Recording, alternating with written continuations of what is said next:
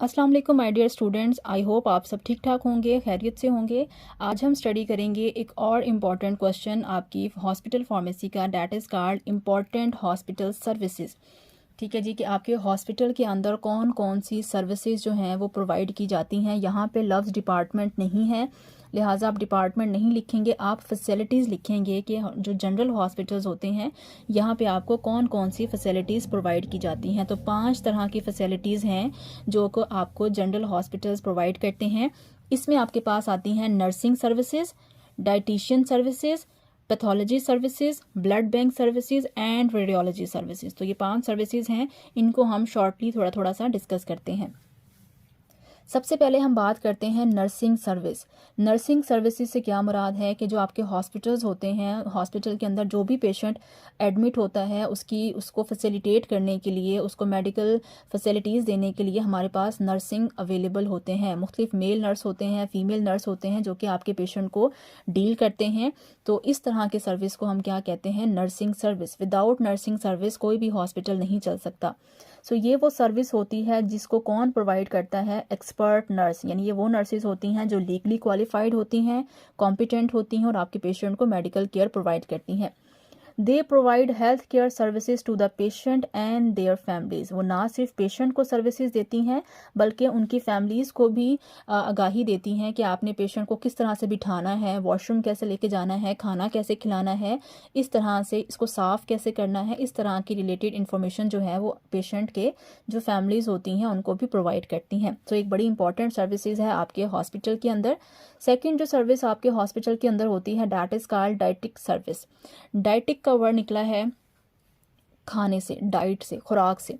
ये एक बड़ा इम्पॉर्टेंट फील्ड है और आज के दौर में इस फील्ड के ऊपर बहुत ज़्यादा काम किया जा रहा है। आज के दौर में बीएस न्यूट्रिशनिस्ट होती हैं जो कि सिर्फ 4 साल क्या पढ़ते हैं, जो कि फ़ूड के बारे में पढ़ते हैं।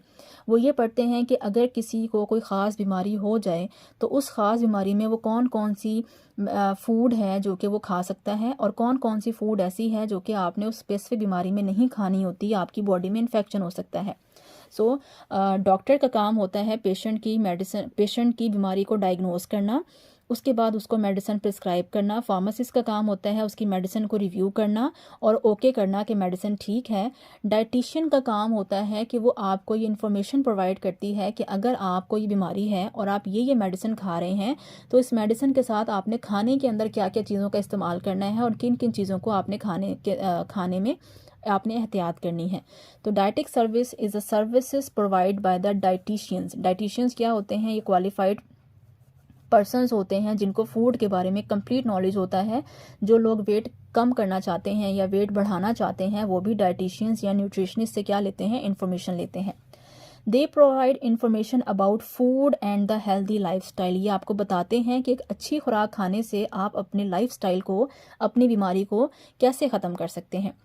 देन आती है तीसरी सर्विस, आपके पास आती है पैथोलॉजी सर्विस। पैथोलॉजी बेसिकली क्या होती है, ये लैब सर्विस होती है जिसके अंदर आपके पास मुख्तलिफ किस्म के टेस्ट किए जाते हैं। ब्लड टेस्ट होते हैं, यूरिन टेस्ट होते हैं, जिसमें आपकी बॉडी के मुख्तलिफ टेस्ट किए जाते हैं ब्लड को लेकर या यूरिन का सैंपल लेकर। उस सर्विस को आप कहते हैं पैथोलॉजी सर्विस।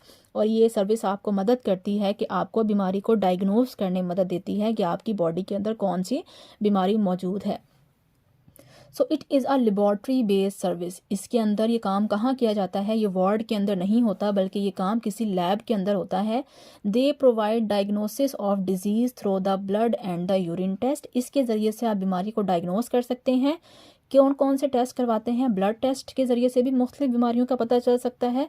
इसके अलावा आपके यूरिन टेस्ट भी होते हैं। फॉर एग्जांपल अगर प्रेगनेंसी को कंफर्म करना है कि प्रेगनेंसी है या नहीं है, या आपकी किडनी के अंदर कोई इन्फेक्शन हुआ है या नहीं है, तो उसके लिए फिर हम यूरिन टेस्ट करवाते हैं।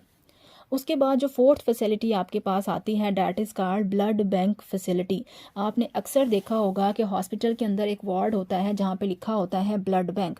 ब्लड बैंक क्यों होते हैं, ब्लड बैंक इसलिए बनाए जाते हैं ताकि अगर एमरजेंसी सिचुएशन में किसी पेशेंट को ब्लड की ज़रूरत पड़ जाए तो उसके जो फैमिली मेम्बर्स हैं उनको पूरे हॉस्पिटल के अंदर या पूरे शहर के अंदर घूमना ना पड़े, उनको परेशान ना होना पड़े, उनके पेशेंट के लिए जो ब्लड है वो हॉस्पिटल से ही अरेंज हो जाए।